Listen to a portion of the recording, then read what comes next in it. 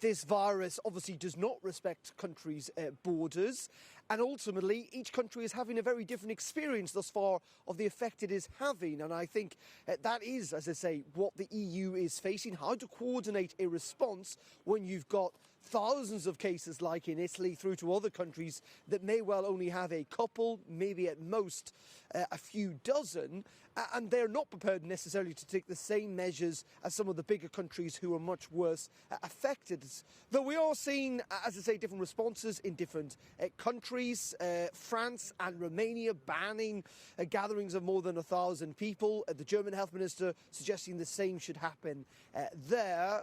A colleague was checking into a hotel here in Belgium last night, had to fill out a contact form. I was in Poland last weekend where they were sending text messages, and when you landed you had to fill in a health form to suggest about where you'd been.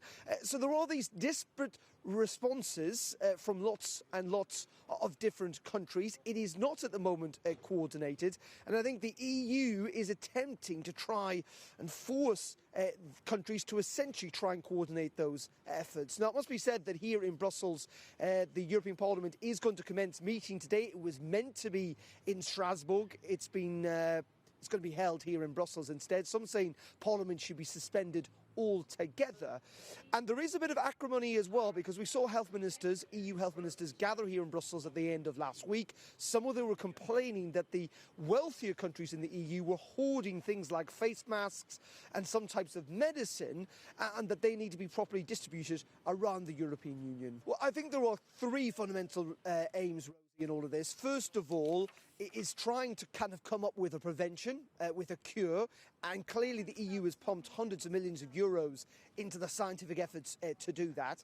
I think the next big point will be on travel. At what point will the EU start looking at things like Schengen, and whether some countries should essentially put up greater border controls and testing of people as they travel around the European Union.